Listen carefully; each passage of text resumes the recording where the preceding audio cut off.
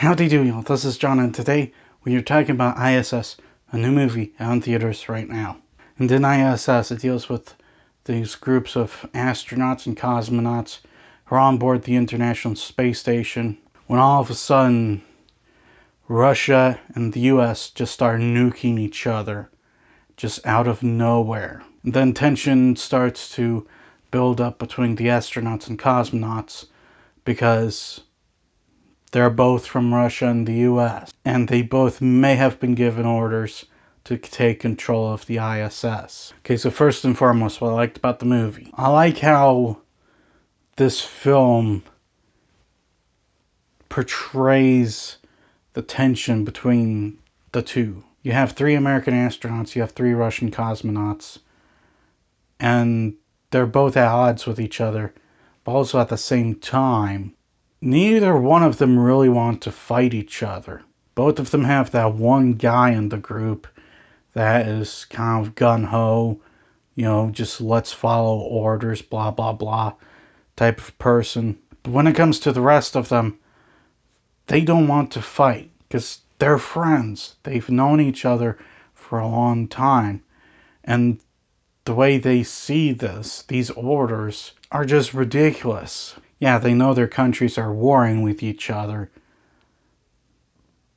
but you even get the image that they think the war is ridiculous. Also, I like the story within this film. The story ties into what I've already talked about with the paranoia and with the astronauts and cosmonauts kind of not only being at odds with each other, being at odds with their orders. Also, the idea of what if war broke out between the US and Russia, and what would be on the minds of the astronauts on board the ISS.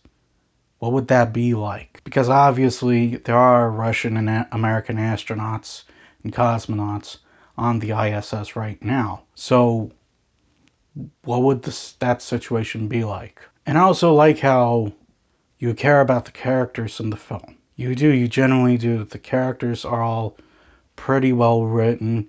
You know where each of them stand, and with some of them, when they flip, it is believable because there's enough development with them to believe their flip.